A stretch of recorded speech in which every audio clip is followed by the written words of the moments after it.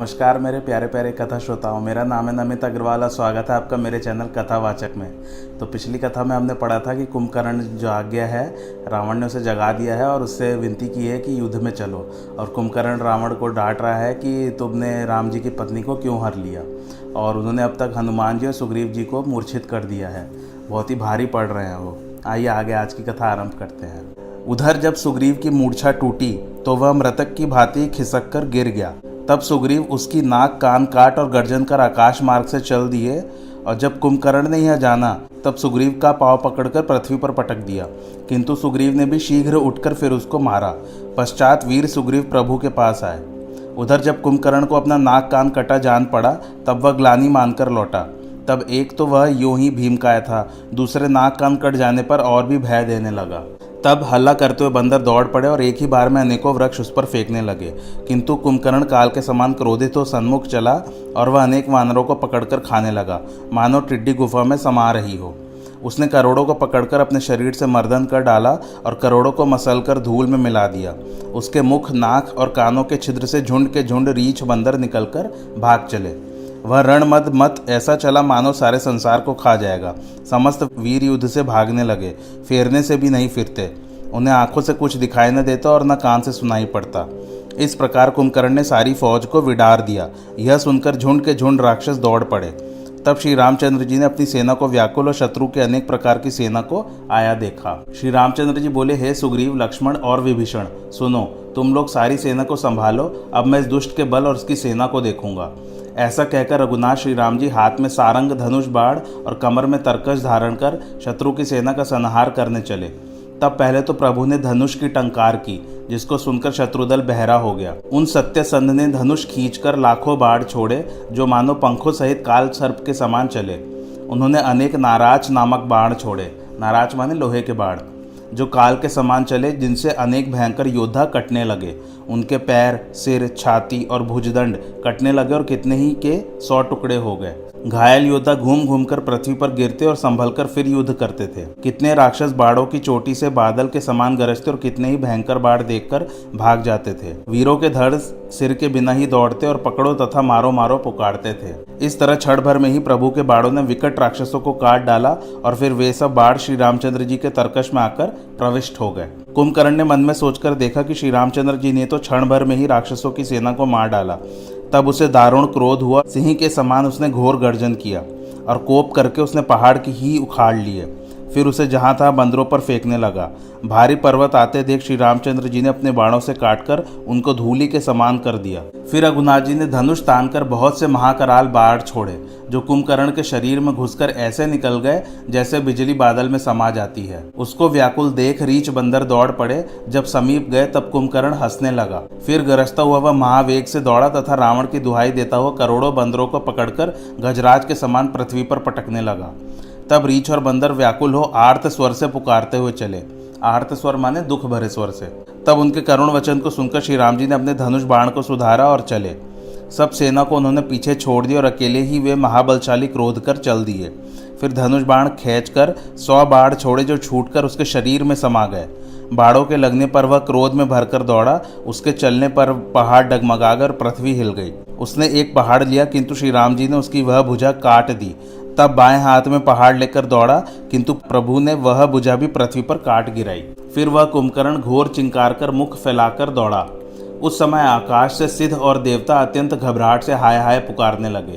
तब करुणानिधि श्री राम जी ने देवताओं को भययुक्त देखकर कानों तक धनुष को खींचा और बाड़ों से मारकर राक्षस का मुंह भर दिया। फिर भी वह महाबलवान राक्षस भूमि पर न गिरा।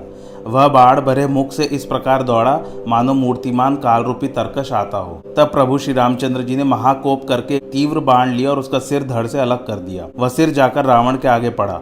उसे देखकर रावण व्याकुल हो गया। अब कुंभकर्ण का प्रचंड धड़ दौड़ने लगा। तब प्रभु ने बाण मारकर उसके भी 2 टुकड़े कर दिए। उसका तेज प्रभु के मुख में समा गया, जिसे देखकर देवताओं ने अचंभा माना। फिर तो श्री रामचंद्र जी युद्ध स्थल में शोभायमान हुए।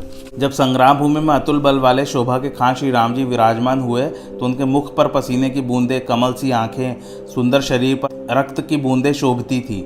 वे अपने दोनों हाथों से धनुष बाण फेर रहे थे। कुंभकर्ण अधम राक्षस और पापों की खान था, फिर भी श्री रामचंद्र जी ने उसे अपना बैकुंठ लोक दिया। संध्या समय दोनों सेनाएं फिर गईं। रावण बहुत विलाप करने लगा और बारंबार भाई कुंभकर्ण के सिर को छाती से लगाता। उस समय मेघनाद आया और अनेक कथाएं कहकर पिता को समझाया। फिर कहा, कल मेरी वीरता देखिएगा, मैं बहुत बड़ाई क्या करूं। मैंने अपने इष्ट देव से जो शक्ति रूप रथ पाया है, हे तात, अभी उसका बल आपको नहीं दिखाया है। इस प्रकार वार्तालाप करते प्रातःकाल हुआ और अनेक रीछ बंदरों ने आकर दुर्ग के चारों द्वार घेर लिए। इधर काल के समान बंदर तथा भालू हैं, उधर अत्यंत रणधीर राक्षस। फिर मेघनाद मायामय रथ पर सवार आकाश में चढ़ आया और वहां से प्रलय के समान अट्टहास कर गर्जने लगा। उस समय मेघनाद माया की सीता बनाकर रथ पर चढ़ाकर निर्भय हो ले चला। जब जाकर संग्राम में पहुंचा तब महावीर जी को देख यह वचन कहा, जिसके निमित्त तुमने ये युद्ध ठाना है, सो लो, उस जानकी को ही मार डालता हूँ, क्योंकि इसके मरने से सब लड़ाई मिट जाएगी। यह कह तलवार मारकर गिरा दिया। तब महावीर जी ने क्रोध कर कहा, वानरों, प्राण पड़ से युद्ध कर राक्षस को मार डालो। तब वानरों ने किलकिलाकर उस पर ऐसे प्रहार किए कि वह उनको न सहकर लंका में भाग गया। तब महावीर जी ने युद्ध त्याग दिया और रघुनाथ जी के पास जाकर सब बात सुनाई। रघुनाथ जी सुनते ही मूर्छित हुए और वे विलाप करने लगे। हे लक्ष्मण, सीता के बिना अब हम संग्राम नहीं करेंगे। सीता अनाथ के समान मारी गई। अब किस मुख के निमित्त अयोध्यापुरी को जाऊंगा और माता को क्या उत्तर दूंगा। यह कहकर प्रभु जिस समय मूर्छित होकर गिरे कि उसी समय प्रभु के निकट विभीषण आए। हे नाथ, हे जनरक्षक, हमारी बात सुनिए। यह जानकी के मारने का समाचार बिल्कुल ही मिथ्या है। आप अब हनुमान को लंका में भेजकर शीघ्र जानकी की कुशल मंगाइए। सीता तो इस प्रकार से रक्षित है कि उन्हें रावण के सिवाय और कोई पुरुष नहीं देख सकता। मेघनाद ने आपको मोहित करने को माया की सीता का वध किया है। यह वचन सुन प्रभु ने धीरज धारण किया और फिर गुप्त रूप से हनुमान जी जानकी की सब कुशल देख आए। महावीर जी ने श्री रामचंद्र जी से सीता की कुशल सब कही और सुख माना। फिर सबने धीरज धरकर युद्ध को प्रस्थान किया। फिर मेघनाद दौड़कर आया और दुखदायक युद्ध करने लगा। वहां से शक्ति, शूल, बाण, परिघ, तलवार और वज्र आदि अनेक प्रकार के अस्त्र शस्त्र प्रचंड फरसे और पत्थरों की वर्षा करने लगा। 10 दिशाएं बाणों से भर गई। बंदर, वृक्ष और पहाड़ लेकर आकाश को दौड़ते, वहां किसी को न देखकर फिर हताश होकर लौट आते। मेघनाद ने घाट, रास्ते और पर्वतों की कंदरा आदि सभी स्थानों को माया बल से पहाड़ों से भर दिया। हनुमान, अंगद, नल, नील सभी व्याकुल हो गए। उसने सभी बलवानों को व्याकुल कर दिया। फिर उसने लक्ष्मण, सुग्रीव और विभीषण को भी बाड़ों से छेद कर उनका शरीर जर्जर कर डाला। तब श्री रामचंद्र जी से भिड़ा। उसके छूटे हुए बाढ़ सर्प के समान जा लगते। श्री रामचंद्र जी स्ववश अनंत एक और अविकारी हैं। वे मेघनाद के छोड़े हुए नागपाश से बंध गए। युद्ध की शोभा के लिए उन्होंने अपने को नागपाश में बंधा लिया, किंतु देवताओं को यह देखकर बड़ा भय हुआ। मेघनाद ने समस्त सेना को व्याकुल कर दिया। फिर दुर्वचन कहता हुआ प्रकट हुआ। यह देखकर जामवंत ने कहा, रे दुष्ट, खड़ा रह। जिसे सुनकर मेघनाद को बड़ा क्रोध चढ़ा गया और कहा, रे मूर्ख, तुझे बुढ़ा जानकर छोड़ दिया, अब मुझे ललकार रहा है। ऐसा कहकर उसने जामवंत पर एक तीक्ष्ण त्रिशूल चलाया, परंतु उसको पकड़कर जामवंत उसी पर दौड़े और उसको मेघनाद की छाती में ऐसा घुमाकर मारा कि वह देव शत्रु पृथ्वी पर गिर पड़ा। फिर जामवंत ने महान क्रोध से उसकी टांग पकड़कर घुमा दी और पछाड़कर अपना बल दिखाया। जब वह वरदान के कारण नहीं मरा तब उसका पैर पकड़कर लंका में फेंक दिया। इधर नारद जी ने गरुड़ जी को भेजा तो वे बहुत शीघ्र श्री राम जी के निकट चले गए। अब मेघनाद की एक छोटी सी कथा है, वो सुनाता हूँ। एक समय मेघनाद ने जब 20 वर्ष की अवस्था थी बड़ा तप किया। तब देवी ने कहा, वर मांगो। मेघनाद बोला, हे भगवती सुनिए, जो वर देती हो तो मुझे ऐसा रथ दो जो किसी को न दिखे और मैं उसमें बैठकर युद्ध करूं। उस रथ पर चढ़कर मैं जिसके साथ लड़ूं बिना परिश्रम ही उसको मार गिराऊं। यह सुन देवी ने प्रसन्न होकर रथ दिया और कहा, इसे सदा छिपाए रखना। जब कहीं कठिन संग्राम आकर पड़े तब इस रथ पर चढ़कर युद्ध करना। आकाश में जाकर 2 ही पहर में युद्ध को जीत लोगे। हे वीर, इसमें संदेह नहीं। किंतु जिसने 12 वर्ष तक अन्न, नींद और स्त्री का त्याग किया हो, उससे युद्ध मत करना। जो करेगा तो वह तुझे मार डालेगा। यह कहकर देवी अंतर्ध्यान हुई। तब मेघनाद शिवजी की कठिन तपस्या करने लगा। तब शिवजी ने प्रसन्न हो उसे यह वर दिया कि तुझे युद्ध करने में भय न लगेगा। तब मेघनाद ने एक समय बड़ी भारी सेना ले इंद्र पर चढ़ाई की और प्रहार किया। बड़ा भारी संग्राम हुआ और उसमें उसने इंद्र को पकड़ लिया। फिर इंद्र को पकड़कर लंका में ले आया। तब रावण ने बड़ा सुख माना। यह समाचार सुन ब्रह्मा जी तुरंत लंका को गए और कहा कि इंद्र को छोड़ दो। ब्रह्मा जी के वचन से मेघनाद ने इंद्र को छोड़ दिया। तब सुख के स्थान ब्रह्मा जी प्रसन्न हुए। तभी ब्रह्मा जी ने अमोघ शक्ति दी कि यह जिसके लगेगी एक रात्रि में उपचार न होने से इसके प्राण हर लेगी। इधर मेघनाद ने तुरंत नागलोक में गमन किया और वहां वासुकी नाग से बड़ा युद्ध किया। 14 दिन तक बड़ा युद्ध कर मेघनाद ने अहिराज वासुकी को बांध लिया और लंका में लाकर रावण को दिखाया, फिर बांधकर घर ले गया। तब वासुकी बोले, तुम हमको छोड़ दो तो हम तुमको अपनी कन्या ब्याह देंगे। यह सुनते ही मेघनाद ने वासुकी को छोड़ दिया और उसने अपनी चतुर कन्या ब्याह दी। इस प्रकार से सुलोचना पत्नी के रूप में मिली और मेघनाद का इंद्रजीत नाम हुआ। जब नारद जी ने गरुड़ जी को बुलावा भेजा था तो गरुड़ जी ने क्षण भर में ही सर्पों को खा डाला। फिर तो सारी माया जाती रही तथा बंदरों का समूह हर्षित हुआ। फिर तो बंदर पहाड़, वृक्ष और पत्थर उठाकर क्रोधपूर्वक दौड़े। तब राक्षस मारे भय के भाग चले और लंका में प्रवेश कर किले पर जा चढ़े। जब मेघनाद की मूर्छा व्यतीत हुई तब वह पिता रावण को देखकर लज्जित हुआ। फिर तुरंत ही वह अजेय यज्ञ करने के अभिप्राय से एक पहाड़ी की कंदरा में चला गया। यहाँ विभीषण ने श्री रामचंद्र जी से कहा कि हे प्रभु सुनिए, ऐसा समाचार है कि देवताओं को सताने वाला मायावी दुष्ट मेघनाद एक अपवित्र यज्ञ कर रहा है। हे प्रभु, यदि वह यज्ञ सिद्ध हो गया तो उस शत्रु को जल्दी जीत न सकेंगे। विभीषण की बात से श्री राम जी को अत्यंत सुख मिला।